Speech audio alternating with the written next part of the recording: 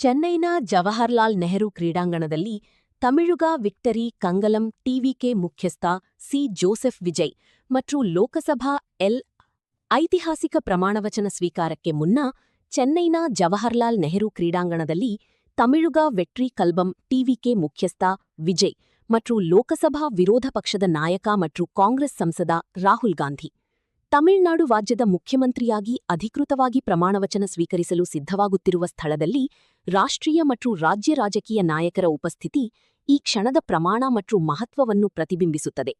ಇತ್ತೀಚಿನ ತಮಿಳುನಾಡಿನ ಇತಿಹಾಸದಲ್ಲಿ ಅತ್ಯಂತ ನಿರ್ಣಾಯಕ ರಾಜಕೀಯ ಕ್ಷಣಗಳಲ್ಲಿ ಒಂದನ್ನು ಕರೆಯುತ್ತಿದ್ದಾರೆಂದು ಸಹಸ್ರಾರು ಸಂಖ್ಯೆಯಲ್ಲಿ ಸೇರುವಾಗ ಕ್ರೀಡಾಂಗಣದ ಒಳಗಿನ ವಾತಾವರಣವೇ ವಿದ್ಯುನ್ಮಾನವಾಗಿರುತ್ತದೆ.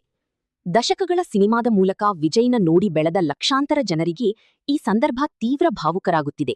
ಏಕೆಂದರೆ ಅಪ್ರತಿಮ ಅಭಿಮಾನಿಗಳ ಸಂಭ್ರಮದಿಂದ ಬೆಳ್ಳಿತೆರೆಯನ್ನು ಆಳಿದ ವ್ಯಕ್ತಿ ಇಂದು ತಮಿಳುನಾಡಿನ ಅತ್ಯುನ್ನತ ಕಚೇರಿಗೆ ಕಾಲಿಡುತ್ತಿರುವ ವರ್ಷಗಳ ಕಾಲ ಟೀಕೆ, ಟ್ರೋಲ್, ಸಾರ್ವಜನಿಕ ಅನುಮಾನದಿಂದ ಹಿಡಿದು ಈಗ ದೇಶದ ಕೆಲವು ದೊಡ್ಡ ರಾಜಕೀಯ ನಾಯಕರ ಜೊತೆ ಸಿಎಂ ಸ್ಥಾನಕ್ಕೆ ನಿಂತಿದ್ದಕ್ಕೆ ವಿಜಯ್ ಪ್ರಯಾಣ ಅಸಾಧಾರಣ ಮತ್ತು ಬಹುತೇಕ ಸಿನಿಮೀಯ ಅನಿಸುತ್ತದೆ. ಇಂದು ಚೆನ್ನೈನಾದ್ಯಂತ ಶಕ್ತಿಯೂ ಹೆಮ್ಮೆ, ಗಂಧಿ, ನಂಬಿಕೆ ಮತ್ತು ಸಂಪೂರ್ಣವಾಗಿ ಹೊಸ ರಾಜಕೀಯ ಅಧ್ಯಾಯ ನಮ್ಮ ಕಣ್ಣ ಮುಂದೆ ಪ್ರಾರಂಭವಾಗುತ್ತಿದೆ ಎಂಬ ಭಾವನೆಯನ್ನು ಪ್ರತಿಬಿಂಬಿಸುತ್ತದೆ.